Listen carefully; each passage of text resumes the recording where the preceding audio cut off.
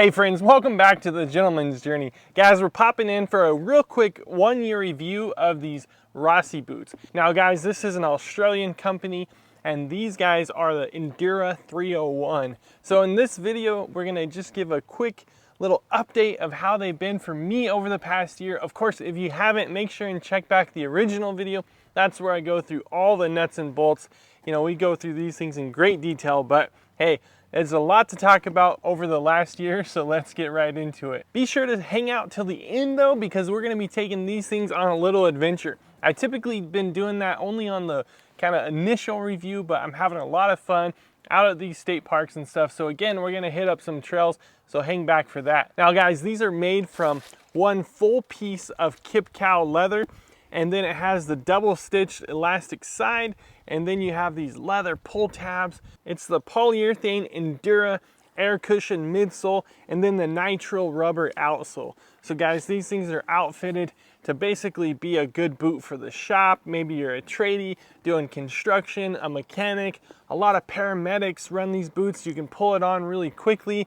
There's a whole different array of people, but of course, if you're down under in Australia, the Chelsea boot is really popular. You're gonna see Rossi boots a lot more than you're gonna see Blundstone. You're gonna see redbacks. Of course, I have redbacks. We're gonna talk about those throughout the video today. It's not a comparison. I'll do that at a later date. But then you'll see the RM Williams and stuff like that. Guys, quintessential boot over there in Australia. Now, I think the quick summary of the bones of this boot might scare away a couple gentlemen, just because you might be looking for a full leather, resolable, American-made type boot. But for the rest of us that are hanging back, guys, let's talk about how the year has been for me. Now, if you're new to the channel, my name is Charles, and this is the Gentleman's Journey. We talk a lot about boots and other guy-related stuff. In fact, I just did a video not too long ago on solar power station type generator. I did a gas generator in there. So we get through all kinds of different stuff. You know, we've rehandled an axe and stuff like that, but we talk a lot about boots. So the best way to support is consider subscribing today. At any rate, I'm a sucker for the Chelsea boot. Now guys, this slip-on style boot is perfect for my run and gun lifestyle. My wife and I have a traveling business, so we're in and out of the camper. Maybe I'm headed out, want to throw the trash or take the dog on a quick walk. You know, I can slip these on right away. They come off really easy when I get back. But I'll tell you, I love my Red Wing Iron Rangers. I love all my Pacific Northwest boots. I love the mock toes. Those things just take a little bit more time to slip on and get laced up. So there's always room for a gentleman's closet for a set of Chelsea boots, and the Rossis have been great for that. Of course, Nick's is now offering a Chelsea boot. I got my eye on that boot. Red Wing has one. There's some great offerings over at Thursday Boot Company for some Chelsea, so you guys are gonna see some more comparisons. Of course, I have the redbacks, and then I have the Beckett Simonon Chelsea boot. I got the Pemberton boot, which really we don't give a lot of credit to, but at any rate, there's a few boots there in my collection already, and it's growing, so be looking out for that. But I just think it makes a really good boot that you can run and gun it, and honestly, it's kind of like I said before, it's a work boot.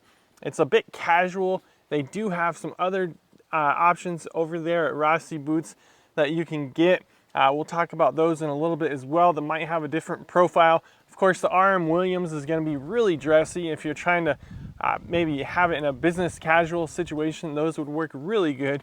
But today we're going to be spending a lot of time on this boot. So one of the things that separates a boot from another boot is the leather. Now you can get that different leathers by different manufacturers. It's whatever they're able to source, whatever they want to offer. Of course, this is that kip cow leather.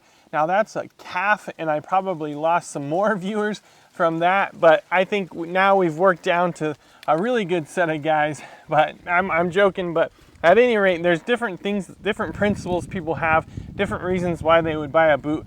Maybe calf leather will throw you off, but it's supposed to be extremely durable, long-lasting. Right out the gate, it's a little more supple, a little more pliable, so you can get in there and feel comfortable a little bit sooner than some stiff, full-grown cow leather. It's really easy to care for leather. What I've done with my boots is I've ran the Cobbler's Choice leather conditioner. It's the oil version. I probably put the wax on here too.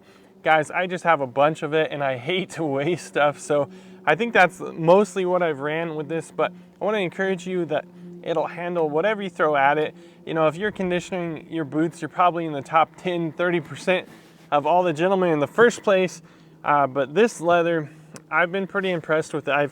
I gotta tell you, I'm basing this a little bit on my redbacks, and I love my redback boots, but I think in terms of the leather and the outsole, the way this outsole is performing, it might last as long as the leather.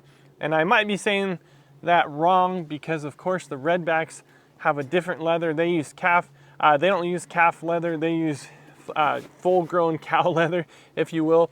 So I might be basing it on the wrong things, but guys, for the price point, these are a very affordable, reasonable boot to get into, so I can't just imagine that the leather is gonna last indefinitely.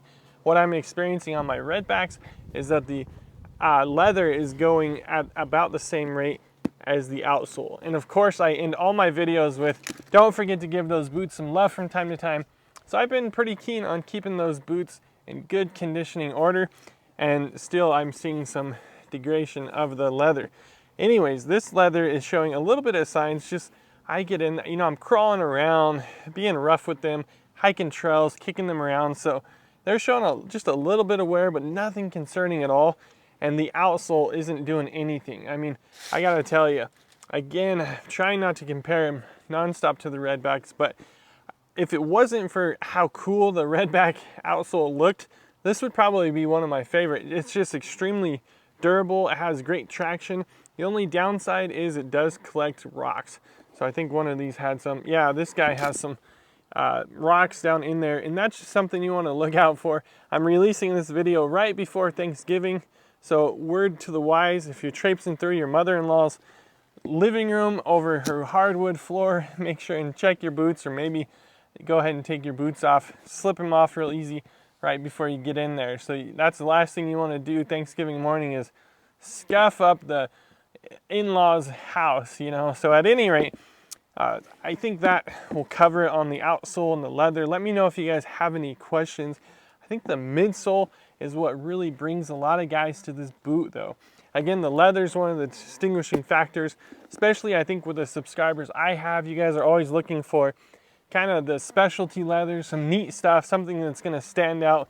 This probably isn't going to stand out a whole lot, but I am impressed with the leather. I think what draws a lot of guys to this boot in particular as well is that midsole.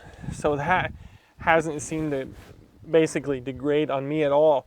It's one of that type of air molecule that they use on this. They say use it or lose it, so it does break down. If you set it in the back of your closet and you forget about the boots, it's going to be one of those things that somehow walking and moving in them just keeps that alive. And so at any rate, over the last year for me, I think these things are just as good as they were the day I got them. So the leather is molding to my foot, and unlike leather where you'd see a huge difference of the footbed becoming the shape of your foot, that doesn't happen as much on this style boot. Again, the little insole liner is actually holding up really well, and I do have a lot of miles in these boots, but there's no need at any time soon to be buying a new one of these. Again, a little tip, if you were to buy some new insoles for a boot like this, make sure and keep these around. Then if you had to get the size that you cut and measure, you know, you can just use this as your template to measure out the new one. Additionally, if you need a bit of a higher arch, that's the good thing about these boots, has the removable insole. You can go ahead and take that out, put a new arch, or maybe your Dr. Scholl's or whatever you guys are running to get that arch in there, and add a little bit more. Obviously, it's not a very high heel boot. You know, it doesn't have a huge arch profile in there, but it does certainly have a lot of give and a lot of toe springs. So that might be something that attracts you to it. But I think for a lot of the people that are on their feet all day doing construction jobs or working on even a cement floor, if you're working, maybe you're just a cashier at Walmart or something, you're standing on your feet all day or stocking shelves, I think this is a great boot. I call it a run and gun travel adventure boot because I'm out in places like this. I'm out in the trails hiking, running the dog and doing stuff like that. I think it works really great for an adventure boot as well. Something I wouldn't have a problem if I was taking off to Uganda or something on a mission trip. I wouldn't have any problem just putting this in my bag and trusting it for the duration of the trip. Let's get on to sizing a bit. That's probably the only issue I have with these boots. You know, especially, you know what you're paying, what you're getting for that money is just a really top quality boot. I'm just impressed. I'm surprised that it hasn't made a bigger splash over here in the States, but at any rate, so I went with the size 10, and that's the Australian size, so that's an 11 for me. Now I measure just under a 12 on a Brannick device, so typically you size half a size down. I'm trying to remember exactly what led me to get a 10. It might have been all I could get. I wish I could have remembered that for y'all, but it might have been all I could get at the time. So the thing with Rossi is when you size up or down, it's not only doing the length, but it's doing the width. So over there at Redback, if you were to get a half a size up, it wouldn't give any room in the length, it would just give it in the width. But with the Rossis, it goes forward and wider. So I got the size 10, I would probably get 10 and a half. It's kind of strange, and it's one of those things that really irritates me and makes me wonder. The right foot feels pretty good. The left one is a little tight. Now that's what leads me to wonder if it just happened to be manufactured just a little bit off. I guess I'll never know, but as a rule, I would rather have a boot a scotch bigger than smaller, because you can always add an insole, you can add a bigger sock. There's things you can do to account for that. If it's too small, man, there's not much you can do. So that's the only reason why this doesn't see as much use as maybe my Redbacks, but I do put a thinner sock in there, and that seems to help. So what I would really like to do is Rossi has a bunch of boots that I'm interested in. Now I'd like to do a 10.5 Australian, which is 11.5 US, and see what I can get in that. If you guys can sit on a little bit of money, I would encourage you to order 2 pair. That might sound wild, but if you can order 2 pair, maybe the size you think it is, the size bigger, or some combination like that, then you just send back the one that you don't want, and then you don't have to think about it for the rest of ever. So some of the boots I got my eye on over at Rossi is the Booma. Now guys, that one reminds me, and it might be the Boma, I don't know how to say it, B-O-O-M-A. That boot reminds me kind of the Knicks Chelsea boot. It looks to me like it's resolable, and they have it set on their Mulga outsole. So I'm pretty keen on that one. Another one that they have is the Simpson. Now that boot looks pretty awesome as well. So I'm looking for like a brown boot. I wanted brown in this one, but I just couldn't get it at the time. Looks to me now like if you check out the Rossi website, I think you can, for 40 bucks, you can order directly to the States. I don't think that's how it was when I got my boots, but that's pretty much how it is now. So another boot they have, and I'm not convinced I can pull it off, but I sure want to try at some point, is the Kidman. Now that's a bit more sleek profile, more like the RM Williams, definitely a lot more like the Blundstones, a little more thin profile. This is definitely chunky. So those are some boots that I'm looking at. There's lots of great stuff on the website. Again, when I originally got these, I tried the Barossa, which was a little bit more slim profile. The one they sent me just didn't fit. It was too small. I think it was the same size as this, but they didn't have the size bigger. So at any rate, guys, I think being able to order directly is going to help some. I was really helped out a lot by the distributor that I got these through. I remember they helped me a lot. So if I was to get some, I'd probably try to go through them again. But guys, I'd love to answer, just like always, any questions you have about the build quality, the construction, the fit, the care. Again, don't overcomplicate it. These aren't your, top tier leather. So as long as you're conditioning them, I think you've gone a long ways. Let me know if you have any questions. One thing I would say about Rossi boots is reportedly they've moved their production out of Australia, probably over to Asia. Now guys, I have no problem. I have more Asian stuff. I buy just like you do off Amazon. Everything we get is from everywhere. It just hits me a little wrong, and it hit me wrong with the Blundstones when they say it's an Australian boot company or something like that, and then they start having someone else make it. So just like I wouldn't want a USA product made somewhere else.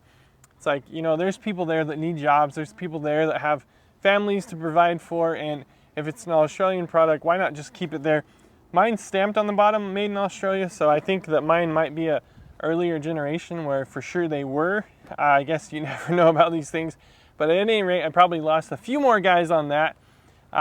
You know what? It's your guys' money. You're going to have to spend it where you feel good, where you feel proud to spend your money. These are just some things to think about. I don't get too caught up in that. A lot of these boot companies now are talking about how many days off the staff get, what the working conditions are. And I'm not saying that's not important. We want to be neighborly. We want to make sure that we're good stewards. We want to make sure that we're buying from companies that treat people right. But I don't want to get too caught up on all the side stuff. A lot of the reviews you're going to get from me is how's the product end up working? You know, whoever made it, where it was made from, how's it working? So what I can tell you guys is reportedly online and stuff, the quality is still the same as it's ever been. It's just not necessarily made. All of their boots, all their styles are not necessarily made over in Australia. My boots here, I can't speak highly enough about them. Again, especially for the price point. I got my eye on a bunch of different Chelsea boots, and again, several from Rossi. So I'm gonna be probably coming back to them. It's harder on my channel to keep going back to the same company just because there's so many out there that I want to branch out and give you guys a wide selection of stuff. When these companies do help me and send me some stuff for free to review, obviously that helps get more reviews in. I wear these a lot, and that's why we're going to take them on an adventure today, because I want to show you guys that I really do put them through their paces. But I did buy these boots, and I'm on my second year now with them. So at any rate, guys, let me know if you have any questions, and we'll get to them below in the comments section. Well, again, friends, enough talking about these boots. We're over here at Keystone Lake State Park over in Oklahoma. Guys, I think there's some great trails, so we're gonna hit the trails with these Rossi boots and just take them out for one more spin on this 1 year review. All right, friends, so I got my Walmart slip-ons. Guys, these are, what are these, Dream Deer loafers for comfort. I burned through my last pair, so I got my Lifeson pants on. You guys have seen those in a different video. And then these socks here are David's Wear. They were David's Wear when I got them, but now they've switched over to Lumi is the new brand, if I'm saying that right. But at any rate, friends, I think we are more than ready to go hit the trails in these boots.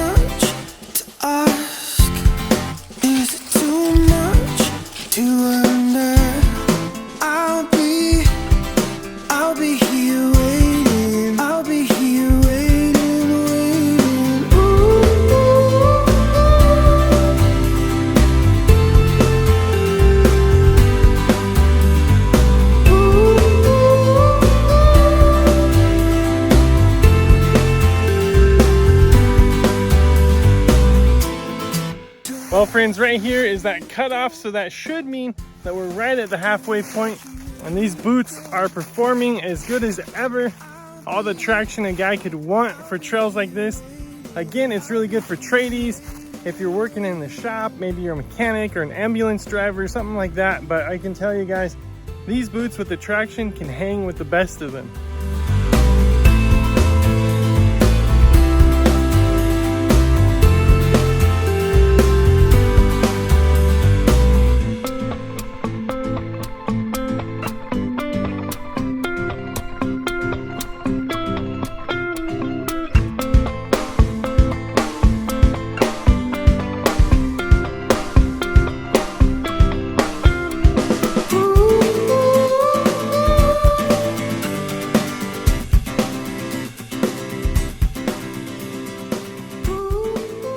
it is, friends. Just got back from the walk. He's still panting, so mind the pant. But friends, these boots are awesome. I'd love for you guys to check out the original video. That's where I go through a bunch more of the bolts and nuts and break down the build quality and construction.